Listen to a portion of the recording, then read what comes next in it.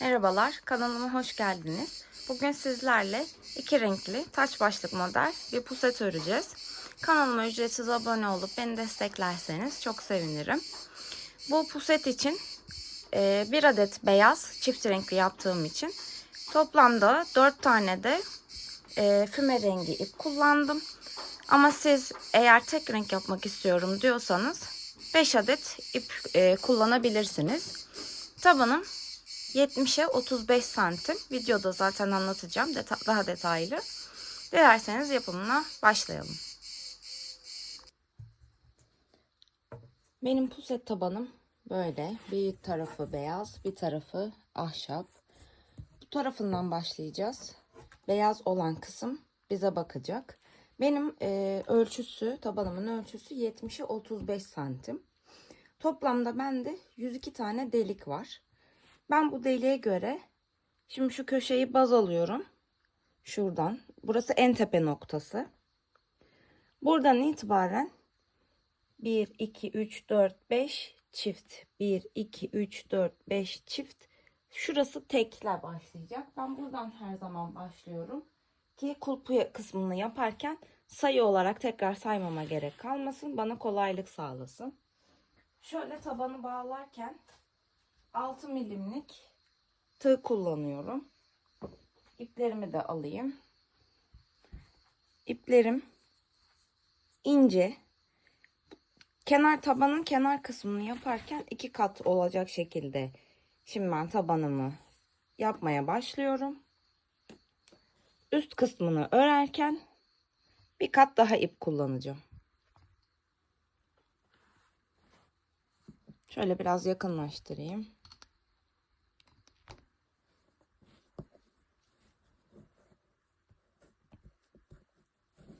Diğer köşeye geldiğimizde tekrar sayımızı sayacağız. Yani tepe noktasını bulacağız. Ki buradaki çift sayısıyla oradaki çift sayısı eşit olsun. Yani çift sayısı diyorum ama ben 3 kat öreceğim için yani tabanı 2 kat yapıyorum şu an.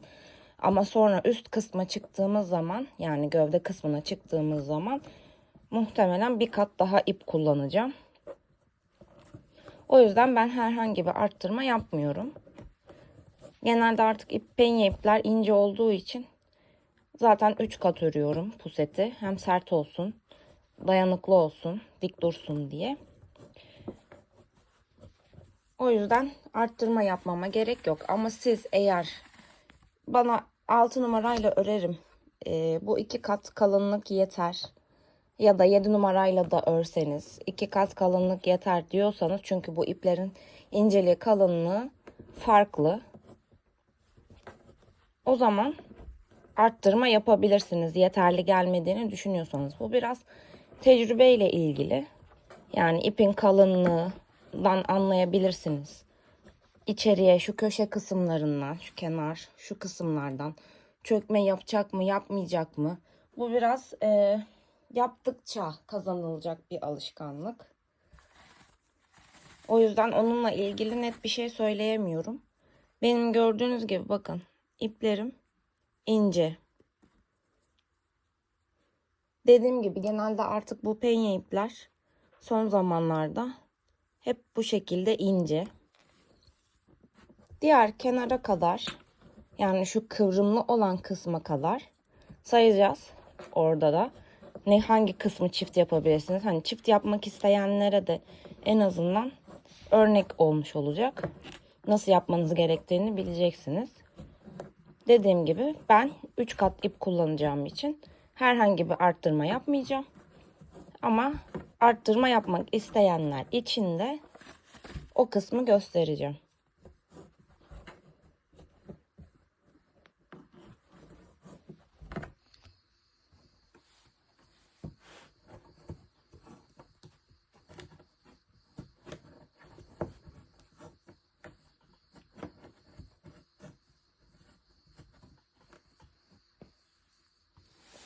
Şimdi yine ben tabanımı şöyle göstereyim. Masamın kenarına sabitliyorum. Şöyle düz olacak şekilde. Tepe noktam burası. Şimdi buradan sayıyorum. 1, 2, 3, 4, 5. Eğer ki çift batacaksanız 5 tek yaptınız. Bir çift buraya batıyorsunuz. Sonra yine 1, 2, 3, 4, 5 tane tek sayıyoruz. Buraya çift, bu noktaya çift batacaksınız. Yani şurada yaptığımız sık iğneyi buraya 2 tane yapacaksınız. Ama ben dediğim gibi arttırma yapmayacağım için tek sık iğne yapacak şekilde bütün etrafını dolaşacağım. Ama yine de şuradan çift nasıl batılır hiç örgü örmemişler için de göstereyim. Aynı deliğe 2 tane sık iğne yapıyoruz.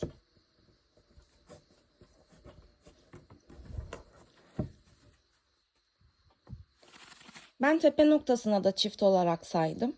Ama dediğim gibi eğer şimdi burada 1, 2, 3, 4, 5 tek bir köşede ya da şu oval kısımda diyeyim 5 tane çift arttırma eğer fazla geliyorsa size, yani şu şekilde böyle kenarlara doğru baş ve ayak ucu diyeyim yan tarafa doğru açılıyor gibi eğer hissediyorsanız, o zaman buradaki arttırmaları sadece bu noktada ya da buradan 5 sayıp bu noktada bir burada bir burada olacak şekilde ya da bir burada bir burada çift olacak şekilde arttırma yapabilirsiniz.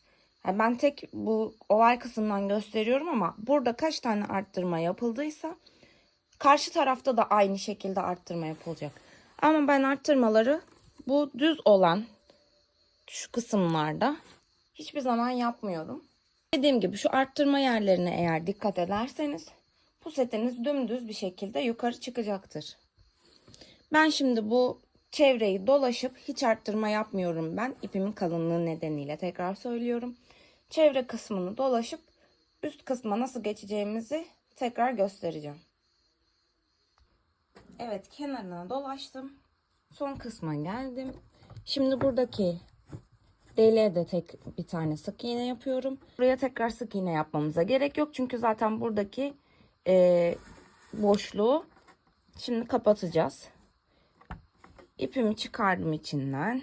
Şöyle başağın tepesinden 2 tane alacak şekilde aldım. İpimi geçirdim. Sonra bir öndeki başağın ya da bu örneğin diyeyim içinden tekrar geçirdim. Dolayısıyla aynı hizada dümdüz oldu. Daha temiz bir görüntü elde etmenize neden olur. Başladığım kısma işaretleyici taktım. Tabanımı ters çeviriyorum. Şimdi burada herhangi bir noktadan da olabilir. Ama ben genelde bu kısımdan başlamayı tercih ediyorum. İlmek kaydırmayı yapacağız.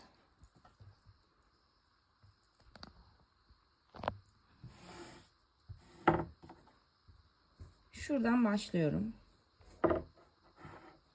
Yine 6 milim tığla devam ediyorum. Burada da 2 kat ip kullanıyorum.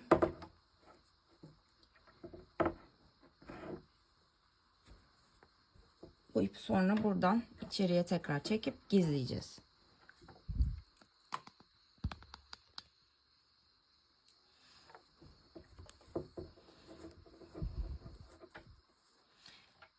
Buradaki deliklere, zaten deliklerin yeri belli gördüğünüz gibi. Buradaki deliğe batıyoruz. Tığımızın tepesini bir kere dolayıp doğrudan içinden geçiriyoruz. Bunu buradan sonra biraz sıkacağız. Şöyle, o da gözünüze batmasın. Buradan içeriye geçirelim. Başka bir tığ kullanayım. Buradan içeriden geçirelim. Örerken bu iki ipi de gizleyeceğiz. Yine battım. Tığımın başını doladım ve doğrudan çıkardım. Doladım. Tek seferde çıkardım.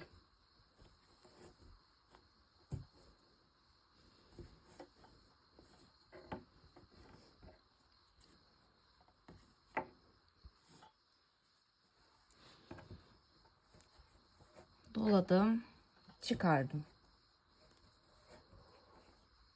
Buradaki sıra sonuna kadar aynı işlemi tekrar edeceğiz. Burada herhangi bir arttırma, azaltma hiçbir şey yok. Gördüğümüz deliğe, önümüze gelen şuradaki boşluklara batıyoruz. Tığımızın tepesini dolayıp doğrudan çıkarıyoruz. Tek yaptığımız işlem bu olacak. Sıra sonuna kadar. Sıranın sonuna geldik. Tekrar şöyle göstereyim. Yaklaştırayım biraz.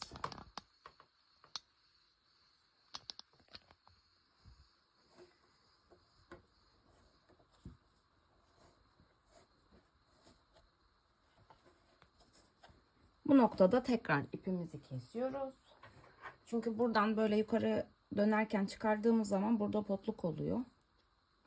Burada yine ipimizi kestik. Çıkardım. Bu kez burada gördüğünüz yine ikisini alıyorum.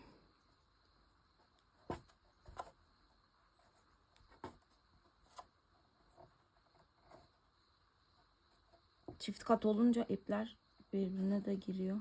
Şöyle buldum. Buradan geçirdim. Biraz sıkıyorum. Sonra buradaki ilmeğin içinden tek alıyorum. Şöyle tekini alıyorum. İçinden geçiriyorum. Sıktık yine. Şimdi üst kısmını örerken bütün bu ipleri gizleyerek örmeye devam edeceğiz. Şimdi başladığım noktayı şöyle önüme gelecek şekilde tekrar çeviriyorum.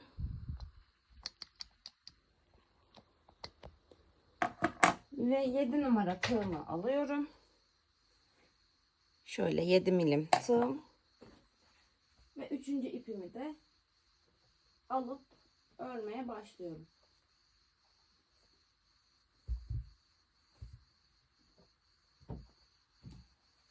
Dediğim gibi benim ipim ince olduğu için ben 3 kat örüyorum. 3. ipimi de aldım.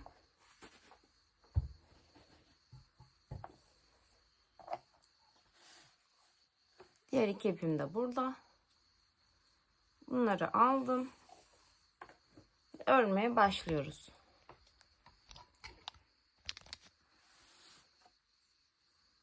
Şu başladığım yerde aşağıda ilmek belirleyici taktığım.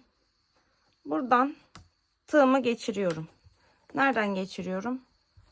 Şu yine ikili, üstteki ikiliyi, şu alttakine dokunmuyorum. Şu üstteki ikiyi alıyorum. 3 ipimi birden geçiriyorum. Ve ilk ilmeğimi oluşturdum. Şimdi buradaki şu ipleri de alıyorum. Hepsini gizleyerek örüyorum. Yine bu ikiye batıyorum. Şu ipleri araya aldım. Tığımın başına doluyorum. Tekrar dolayıp içinden geçiriyorum.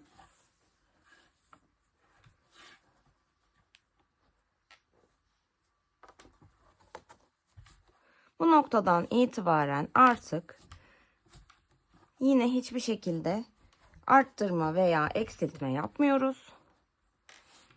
Her bir ilmeğe batıp sık iğnemizi yapıyoruz bu sırada.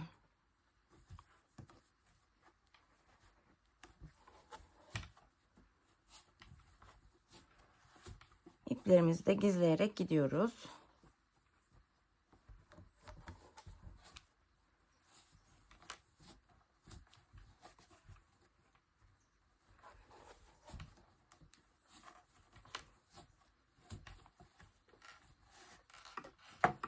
Arada şöyle örgünüzü elinizle düzeltirseniz daha muntazam bir görüntü elde etmiş olursunuz. İplerimizi gizliyoruz. Fazla gelen kısmı artık bu kadar yeter, kesebiliriz. Şöyle keselim.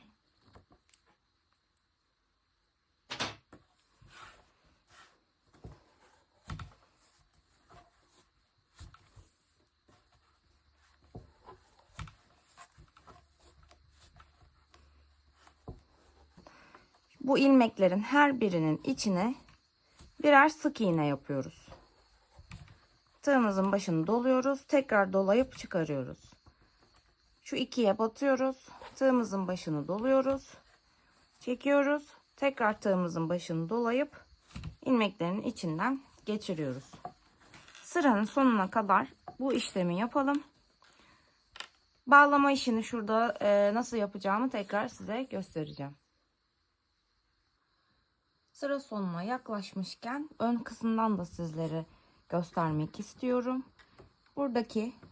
Şurada kalan fazla ipi de kalanı bu taraftan arkadan gizledim. Çünkü hepsini bu taraftan yaparsak buradaki ilmekler daha kalın oluyor. O yüzden bir kısmını buradan gizledik. Bir kısmını da bu taraftan gizliyorum. Şimdi şöyle yine göstereyim. Buradaki ikiliyi alıyorum.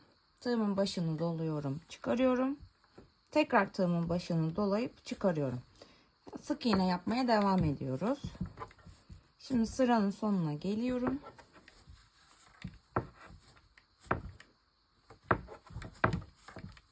Burada birleştirmeyi nasıl yaptığımızı da göstereceğim. Şu ipi de şurada gizleyelim.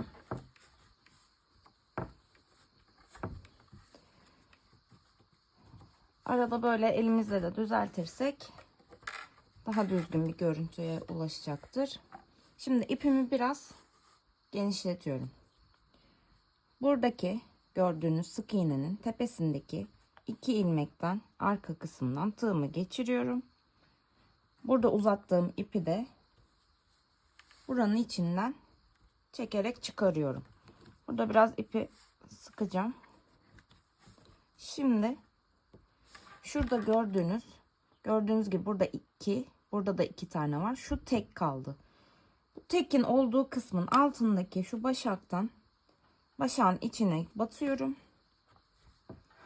Tığımın başını doladım. İpimi çektim.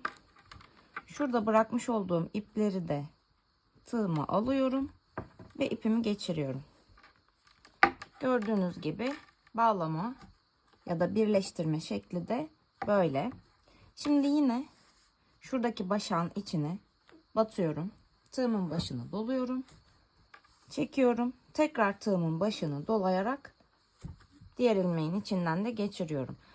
Şimdi kulba kadar bu şekilde sık iğnelerimizi başakların içine sık iğnelerimizi yapmaya devam ediyoruz. Kulp kısmına geldiğimizde oranın da nasıl yapıldığını göstereceğim. Ama burada belli bir sıra sayısı vermiyorum. Çünkü penye iplerin inceliği kalınlığı farklı olduğu için 9 sırada da siz 18 yaklaşık 17-18 santime ulaşabilirsiniz. Çünkü 2 sırada kulp sırası için yapılacak. Yani toplamda bitmiş yaklaşık 20 santim civarında olur. Dediğim gibi siz ara ara 8-9 sıra yaptıktan sonra örneğin metre yardımıyla ölçümünüzü yaparsınız. Kaç santim yapmak istiyorsanız oraya geldiğinizde bırakıp artık kulp yapımına başlayabilirsiniz.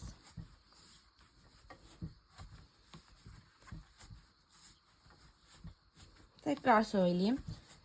Kulp kısmına gelene kadar, yani bu aslında gövde kısmında hiçbir şekilde arttırma ve eksiltme yapmıyoruz. Kulp kısmına gelene kadar her bir başağın içine sık iğne yapmaya devam ediyoruz. Kulp kısmına geldiğimizde tekrar size nasıl yapıldığını göstereceğim.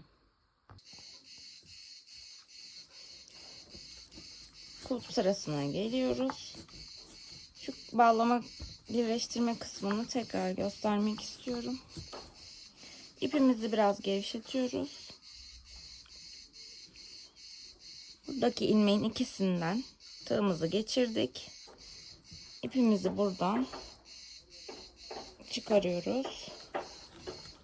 Biraz sıkıştırdım. Şuradaki ilmeğin içine batıyorum. Tığımı çıkardım.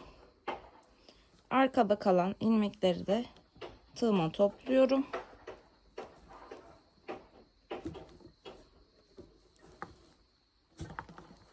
Hepsini içinden geçirdim. Şimdi üst sıraya geçmiş olduk. Burada şuraya ilmek belirleyicimizi takmıştık. Bu birinci. 6 tane daha başak yapacağız. Sonra kulp kısmına başlayacağız. 2 3 4 5 6 7. Kaç sıra yaptım? Şuradan sayalım. 1 2 3 4 5 6 7 8 9 sıra yaptım. 10. sıra kulp sıram olacak. Şöyle ölçelim isterseniz. Şu kısmı şöyle şuradan yapalım.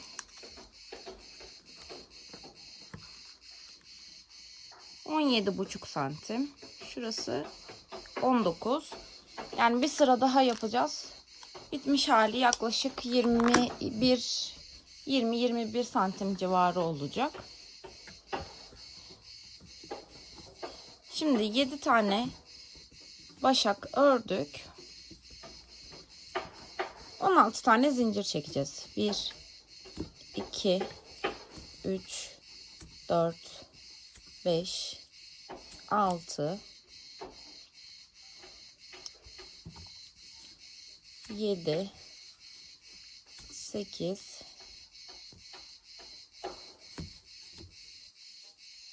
8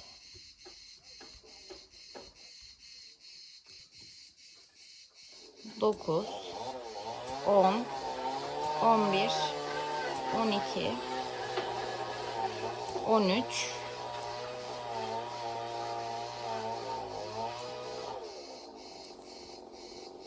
14 15 16 tane zincir çektim.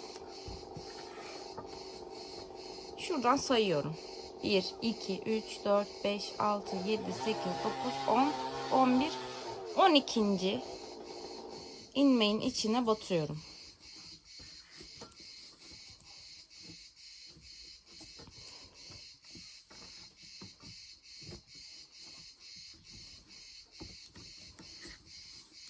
Devam ediyoruz. Karşı tarafa gelene kadar yine her bir ilmeğin içine batacağız. Karşıya denk gelecek şekilde, eşit bir şekilde tekrar yine burada yaptığımız işlemin aynısını karşı tarafta da yapacağız. Şimdi karşı tarafa geldik. Her iki tarafında eşit olması için şöyle şuradan başladığım yere bakıyorum. Kulbun bittiği yerden dümdüz. Şuradan tekrar başlayacağım. Bakın ölçtüm.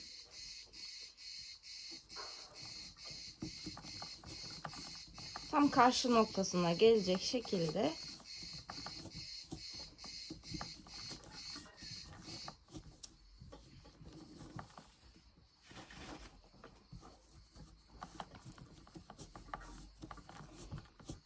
şimdi tekrar karşı tarafta 16 tane zincir çekmiştik. Bu noktada da 16 tane zincir çekeceğiz. 1 2 3 4 5 6 7 8 9 10 11 12 13 14 15 16. Karşı tarafta 12 tane 11 tane boşluk bırakıp 12. ilmeğin içerisine batmıştık. Yine burada da aynı şekilde sayıyoruz. 1, 2, 3, 4, 5, 6, 7, 8, 9, 10, 11, 12. 12. ilmeğin içerisine batıp örmeye devam ediyoruz.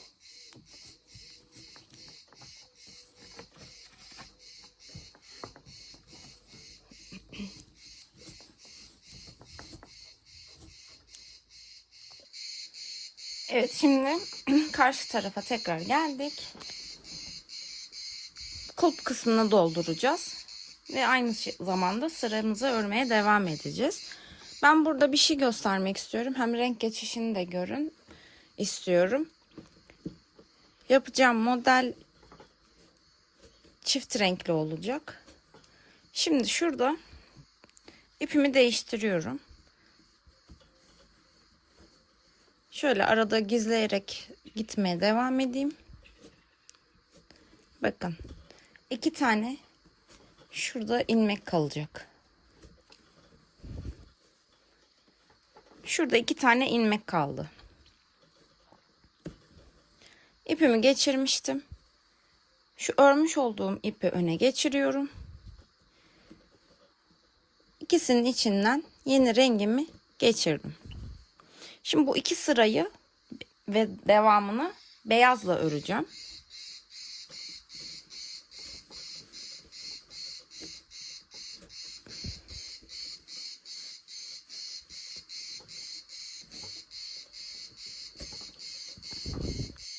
Şimdi bu alttaki gri ipi de, füme rengi ipi de gizleyerek bakın kulbu dolduracağım. Boşluktan batıyorum. Sık iğnelerimi yapıyorum.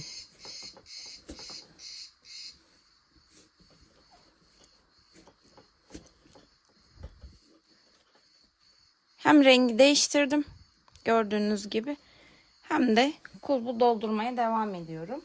Siz isterseniz tek renkle devam edebilirsiniz.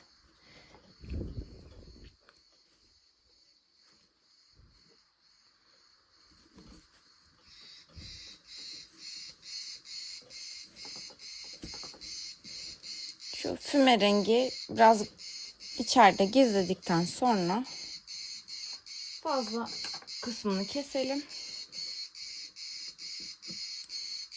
İp karmaşası hem yaratmasın. Şunları bir alalım.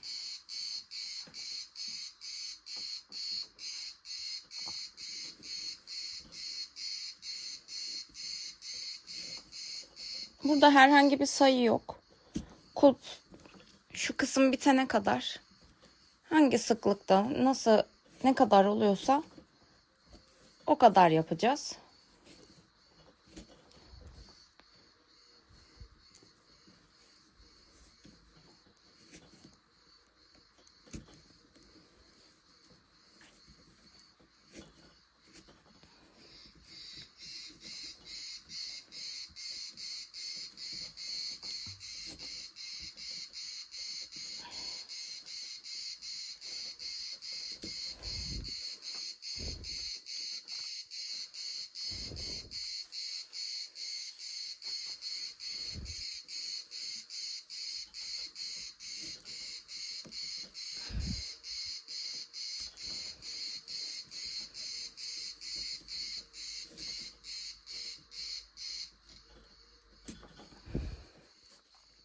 Şuraya son bir tane daha yapalım.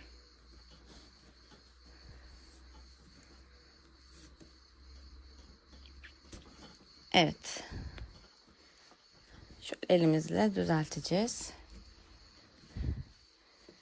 Gördüğünüz gibi kulp kısmını da doldurmuş olduk.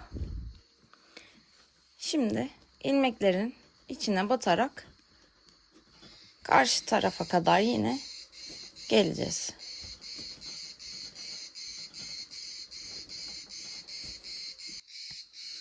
Şimdi karşı kısma geldik. Burada da yine kulp doldurma kısmını göstermek istiyorum. Son kalan ilmeklerimizi de yapalım.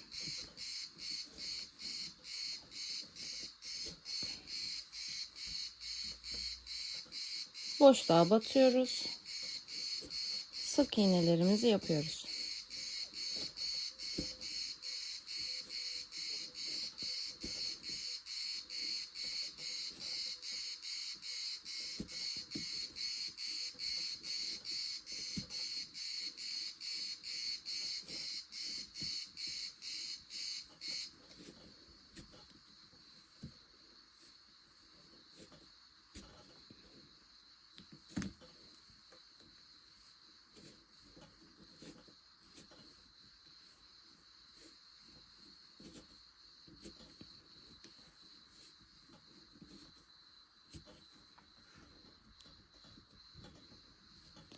Şimdi ben burada yine füme rengi ipimi alıyorum.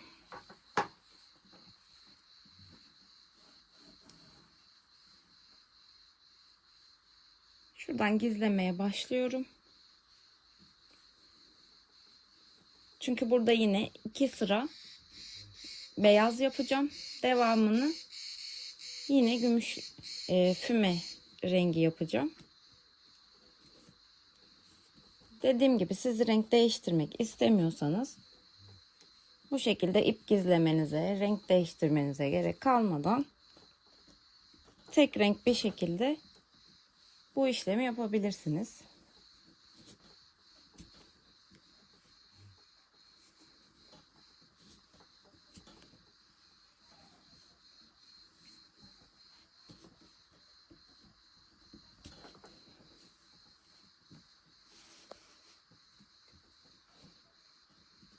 Fazlalıkları ben keseceğim daha sonra. Evet, kulbu doldurduk. Son kalan 2 ilmeğimi de beyazla yapıyorum.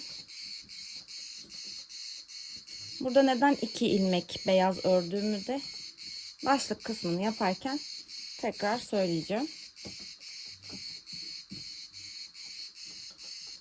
Tümeye geçtim.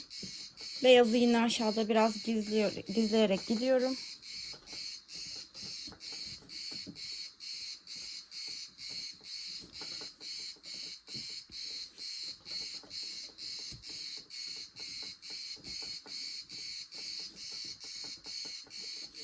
Evet, bu kadar yeterli. Burada ipimi keseceğim.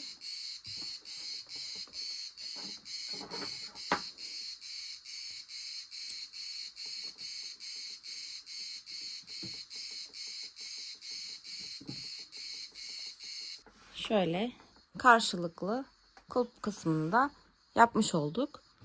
Dediğim gibi burada füme rengiyle ben örmeye devam edeceğim. Bu kısma geldiğimde tekrar görüşelim. Şöyle son ilmeğimi yaptım. İpimi kestim. Bakın gövde kısmını bitiriyoruz. Tığımı buradan geçirdim. İpimi içinden çekiyorum. Şuradaki V'nin iç kısmından bakın şöyle V'nin iç kısmından tığımı aldım. İpimi dolayıp içinden geçirdim. Gördüğünüz gibi şöyle biraz sıkıştırdım. Buradaki görüntü bozulmamış oldu. Şimdi taç başlık kısmına geçebiliriz.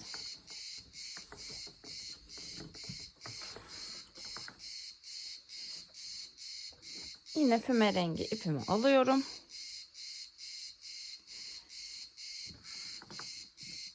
Bu arada taç başlık kısmını yaparken şurada neden 2 ilmeği ve karşı tarafta neden 2 tanesini beyaz yaptığımı bu videoda göreceksiniz. Şimdi buradan kulptan itibaren şuradan başladığımız yerden itibaren 16 ilmek sayıyoruz. 1, 2, 3, 4, 5, 6, 7, 8, 9, 10, 11, 12, 13, 14, 15, 16. 17.'ye batıyorum. 17. ilmeğin içine batıyorum. İpimi aldım. Geçirdim. Şurada bunları gizleyerek gideceğim. Sık iğnemi yaptım. Başakların içine batıyorum. Tığımın başını dolayıp çekiyorum. İkisinin içinden çıkarıyorum. Bu işlemi ne zamana kadar yapıyorum? Diğer taraftan da şu kısımdan da 16 sayacağız. 17.'ye gelene kadar Bunu yapacağız. Şimdi örmeye devam edelim. Arkada iplerimi gizliyorum.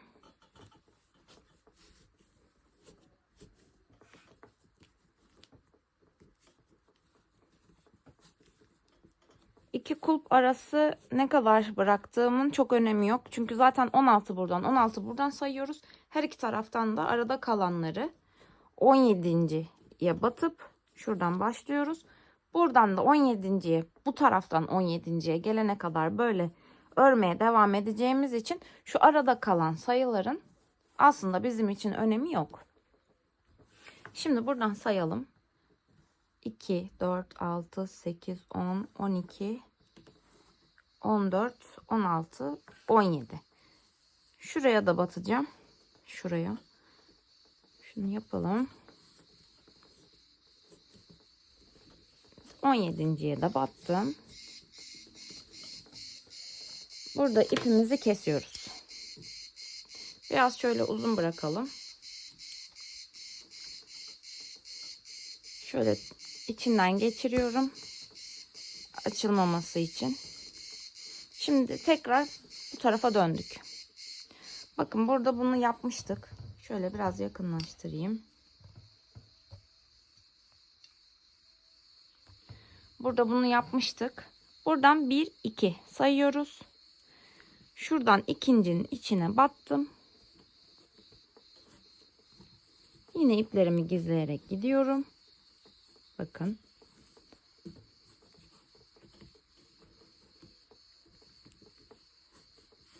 Yine başaklarımın içine batarak örmeye devam ediyorum. Battık. İpimi doladım. Çıkardım. Şimdi battık. Tığın başını doladım. Çektim. Tekrar dolayıp çıkardım.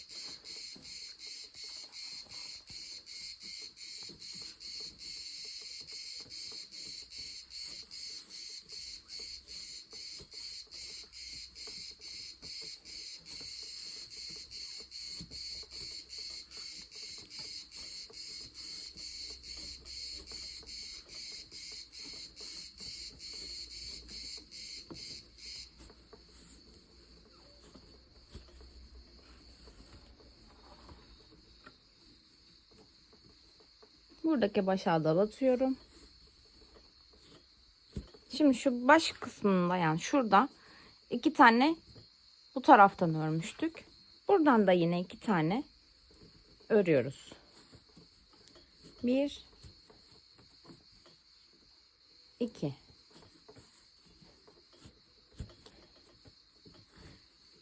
Bu noktada yine ipimi biraz uzun kesiyorum.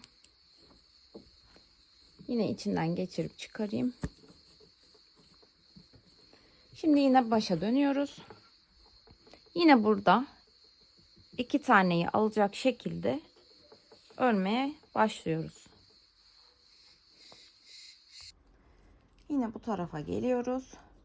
Yine burada 2 tane şu ilmeği ve bu sırada yine buradaki 2 ilmeği de öreceğiz.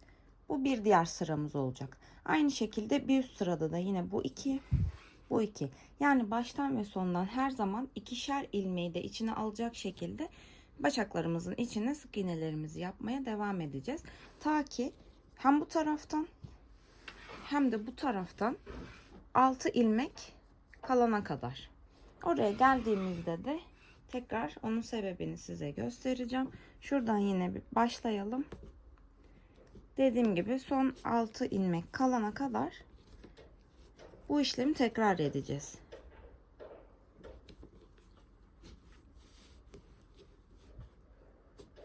Burayı son kez göstereyim. Daha sonra 6 ilmek kaldığı yere kadar burayı tekrar göstereyim.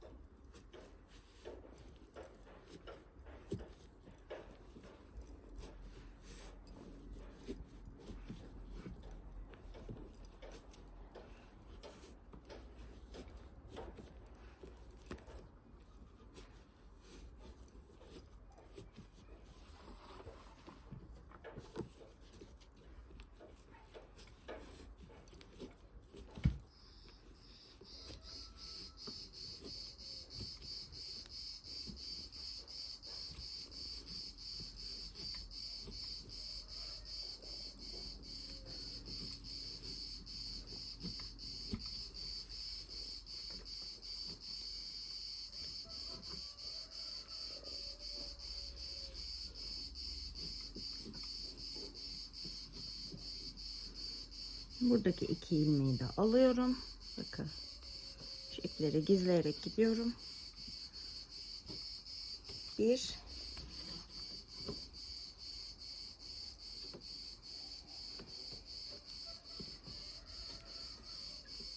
ve 2. Burada yine bu sıramızı bitiriyoruz. Keselim. Yine bu son ilmeğin içinden kestiğimiz ipi de geçiriyoruz. Açılmasın diye. Evet, şimdi bakın. Her sırada böyle elimizle düzeltelim. Şurada ve karşı tarafta 2, 4, 6 ilmek kalana kadar her bir sırada yine 2 baştan 2 sondan ilmekleri içine alacak şekilde aynı böyle buradaki gibi örmeye devam ediyoruz. Son 6 ilmek kaldığında tekrar görüşeceğiz. Geldik tekrar sıramızın başına. Şimdi burada 6 tane bir kulp bitti. Bakın. Burada 1, 2, 3, 4, 5, 6 ilmek kaldı. Aynı şekilde karşı tarafta da 1, 2, 3, 4, 5, 6 ilmek kaldı. Bu sırada ne yapacağız? Neden orada bıraktık? Göstereceğim.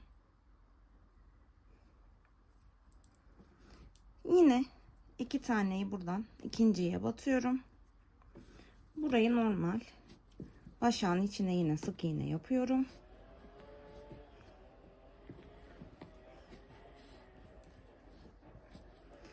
Şuradaki böyle ikili tepesi olmayanı da öyle söyleyeyim, net anlaşılsın hem.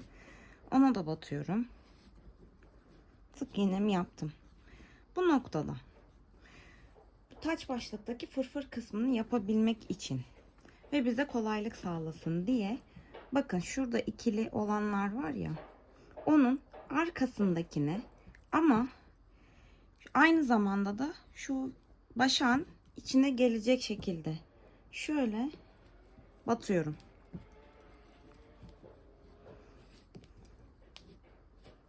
Sadece arkadakini alırsak bu iç kısmında başlığın iç kısmında çizgi çizgi bir görüntü olacak. Eğer bu şekilde yaparsak o görüntü de ortadan kaybolmuş olacak. Burada göründüğü gibi böyle dümdüz bir görüntü olacak. İplerimizi gizleyerek gitmeye devam ediyorum. Şimdi tekrar göstereyim. Bakın.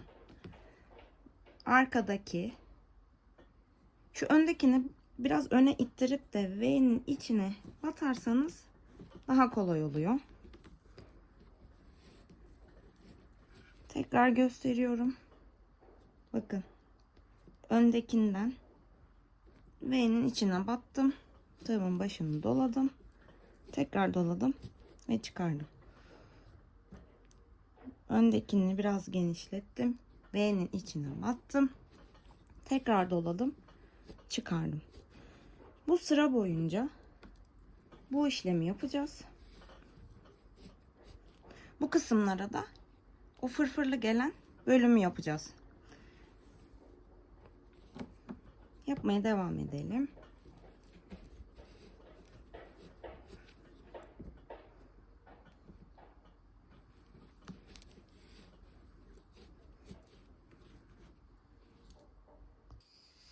Elimden çok net görünmemiş.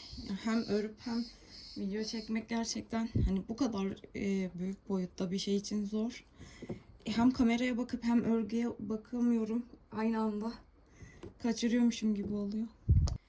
Elimden görünmemiş. O yüzden tekrar gösteriyorum. Bakın buradan aldım. V'nin içine batıyorum. Tığımın başını doladım. Çıkardım. Tekrar doladım. Bu sıra boyunca aldım. V'nin içine batıyorum. Tığımın başını tekrar dolayıp sık iğnem yapmaya devam ediyorum. Bu sıra boyunca bunu yapacağız. Ta ki yine burada son ilmek ve son 2 tane kalana kadar.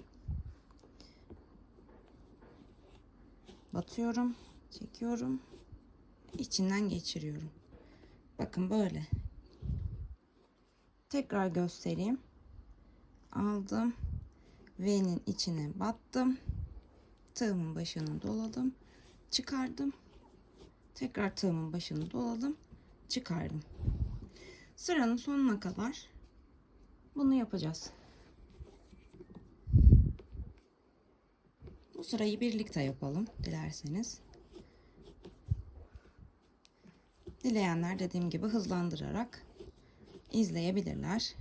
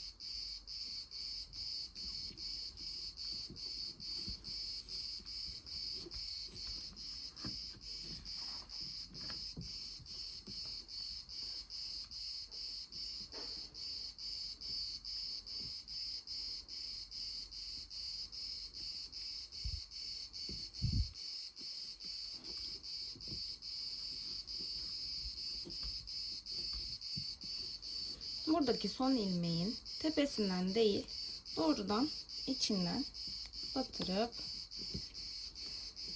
sık iğnemi yapıyorum. Çünkü başlarken yaptığımızda da o tepesi olmayan demiştim ya. Onun tepesine yapmadığımız için eşit yerde başlayıp bitsin şu fırfırlı kısım diye buradaki son ilmeğini de içine batıyorum. 2 ilmeğimiz daha var. 2 ilmeğimizi örüyorum.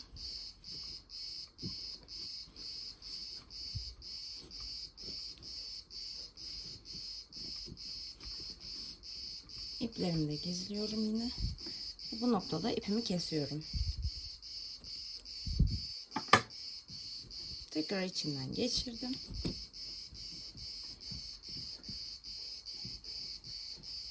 Şimdi bu kısımdan o fırfırları yapmamız çok daha kolay olacak. Tığımı ilk çizgi olan şuradan geçiriyorum. İpimi tuttum. Çizgiden üstteki de geldi. Tekrar çizgiden geçirdim. Bunu bu tarafa alalım. Bir tane sık iğne yapıyorum. Şimdi tığımı hemen yanındaki şu çizginin içinden geçiriyorum. İpimi tekrar alıyorum. İkisinin içinden geçiriyorum. Ve bir zincir çekiyorum. Sıradakine geldik. Yine aynı şekilde tığımı geçiriyorum. İpimi doladım. İkisinin içinden geçiriyorum. Sık iğne yapıyorum. Yine yanındakinden batırdım. Tığımın başını doladım. İkisinin içinden geçiriyorum. Sık iğne yapıyorum. Her bir çizgiye bu şekilde batırıp tığımızı her bir çizginin içine ya da üzerine bunu yapacağız.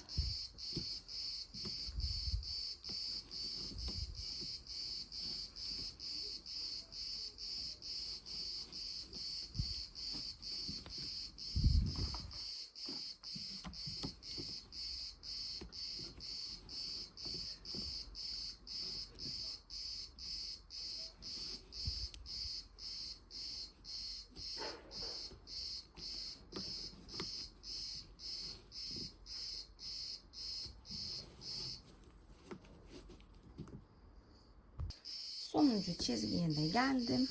Yine aynı şekilde geçiriyorum. Tığımı doladım. İkisini de içinden geçirdim. Tekrar bir zincir çektim. Bu noktada ipimi kesiyorum. Artık füme rengiyle de işim kalmadı. Burada çıkarıyorum. Burada ipimi gizleyeceğim. Şöyle içeriye aldım.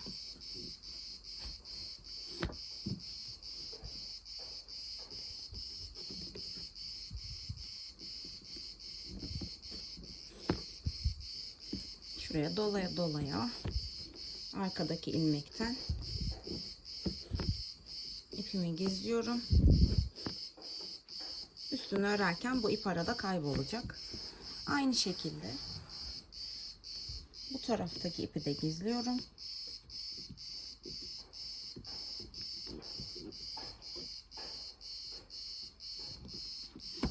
İçeriye aldım.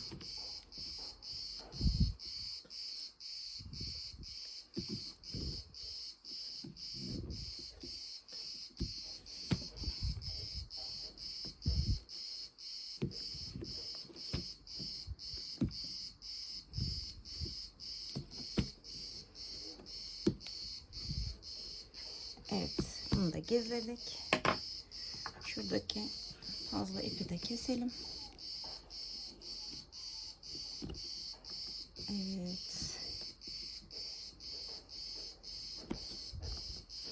Tamam. Şimdi fırfır kısmını yaptık. İplerimizi gizledik. Gelelim. Şuradaki neden 2 tane beyaz yaptık, diğerlerini füme rengi yaptık, ya da siz hangi renkle örüyorsanız, dediğim gibi siz çift renk de yapmak zorunda değilsiniz, tek renk yapabilirsiniz, ama ben hem renk geçişini görmeniz açısından hem de 2 renkte böyle bir puset çalışmak istediğim için bu şekilde bir video çekiyorum. Şimdi buradaki 2'yi örmüştük, ne kaldı? 4 tane burada ilmeğimiz kaldı. Son sıramızı beyaz yapacağım için şimdi ben bu 2 ilmeğe de beyazla başlayacağım. Eğer ki burayı füme rengi yapmış olsaydım kulp beyaz, burada ikili ve devamı beyaz olacak, bu aradaki füme kalacaktı. O bütünlüğün sağlanması için bu 2 taneyi de ben beyaz yaptım. Şimdi son kalan ilmeklerimi de, artık son sıramız olacak, beyazla şu 2'den başlayacağım ve son sıramı da öreceğim. Beyaz ipimi aldım. Buradan yine battım. Tığımın başını doladım. İpimi de gizleyerek yine gidiyorum. Sık iğnemi yaptım. Artık diğer şu karşı tarafta da 2 ilmek, aynı buradaki gibi 2 ilmek kalmıştı. Onlara da beyazla dolduracağım. Bu sırada bitmiş olacak.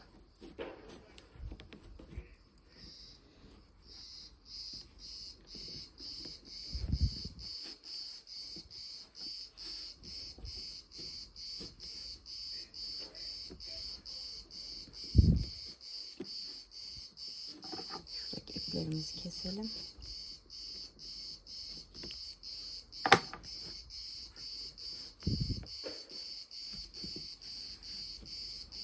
Dediğim gibi siz 2 renk yapmak istemiyorsanız, eğer tek renkle çalışacaksanız, şuradaki 2 ilmek zaten normal pusetin kendi renginde devam edecek. Ben dediğim gibi sadece renk geçişinde hem görmeniz açısından bu şekilde çalıştım.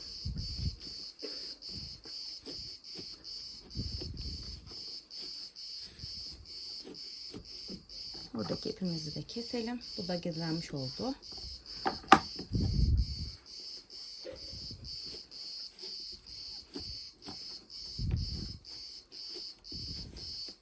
Karşı tarafa geldiğimizde artık bitirme sırasına geçeceğiz. Hiç ipimi kesmeden doğrudan bitirme sırasına başlayacağım. Bitirme sırası dediğimiz ne? İlmek kaydırma.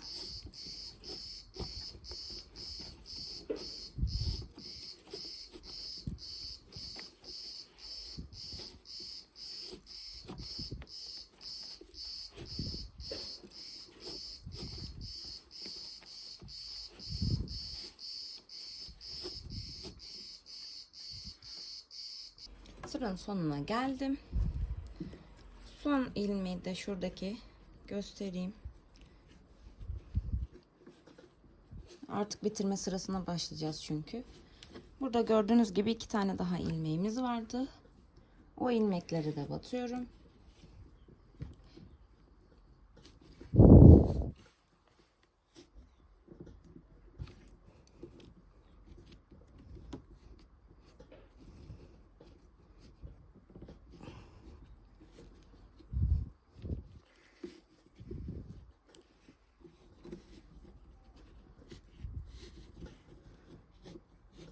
Evet, son sıramızda bitmiş oldu. Şuradaki iplerimizi de keselim, fazlalıkları. Biraz çekeyim.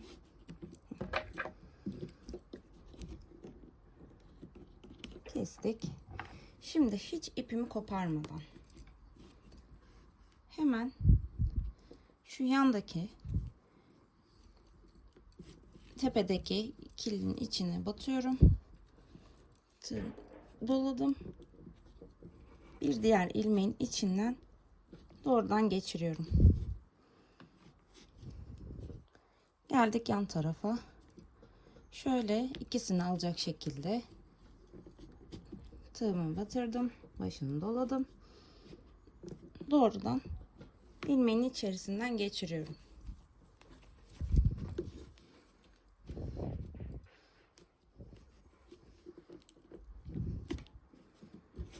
Benim ipim bayağı kalın.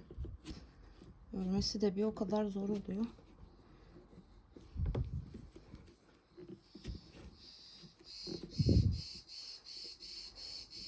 Buraya gelene kadar her bir şuradaki deliğe batıyoruz. Tığımızın başını dolayıp ilmeğin içerisinden geçiriyoruz.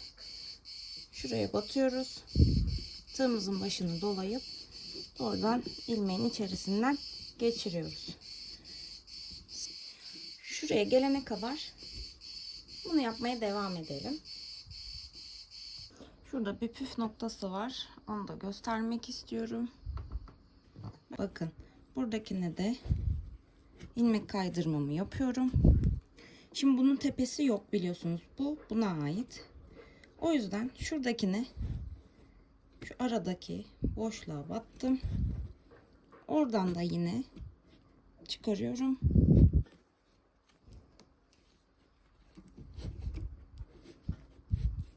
Şimdi doğrudan buradakine battım ve çıkardım. Gördüğünüz gibi burası da bu şekilde. Geçişi böyle yapıyoruz.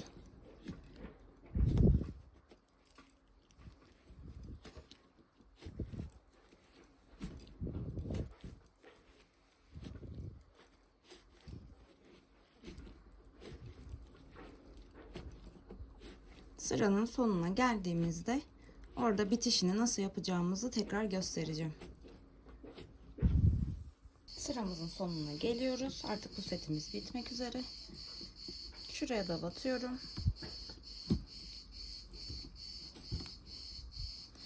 Bu kısma da, yani şu aşağıda hani 2 tane yapmıştık ya, onun ilkine yine batıyorum. Şu sonuncuyu bırakıyorum. Şunu. Yani bu kulptan itibaren üçüncüyü bırakıyorum. Bu noktada ipimi kesiyorum. Şöyle biraz uzun keseyim. İçinden çıkarıyoruz.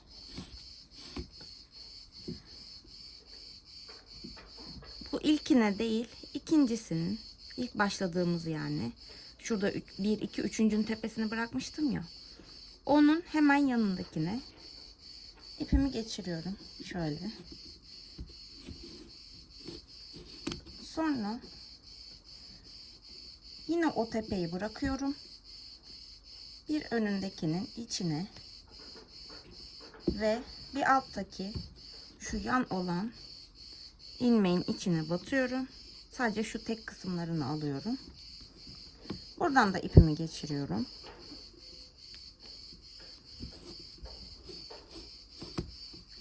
Şimdi bu tarafı bitirmiş olduk. Şimdi üstten nasıl gizleyeceğiz? Şöyle yaklaştırayım. Şurada gördüğünüz arada bunun ikisini birden alıyorum. Şöyle ikisini birlikte,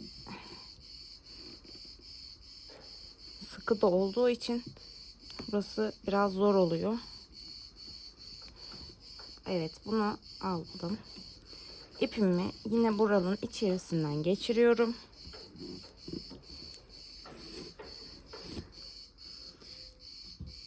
Şimdi tekrar şurada bakın yeri belli. Buradan tığımı geçirdim. Pusetin iç kısmına bakan tarafından. İpimi aldım. Buranın içinden geçiriyorum. Burada biraz sıkıştıralım. Evet, pusetimiz hazır. Buradaki ipi şu iç kısmından içeriye gizleyeceğiz. Fazlalığı keseceğiz. Ve pusetimiz hazır. Siz dilerseniz şu tutma yerine püskül yapabilirsiniz. Kendi ipinden. Ya da taranabilen makromelerle yaprak süsü yapabilirsiniz. Pompon yapabilirsiniz. Benim sayfamda, Instagram sayfamda hatta bir örneği var. Nasıl isterseniz, nasıl hoşunuza gidiyorsa ya da satış yapacaksanız müşterinizin isteğine göre buna karar verebilirsiniz. İçine minderimizi de sonradan ekleyeceğiz. İzlediğiniz için teşekkür ediyorum.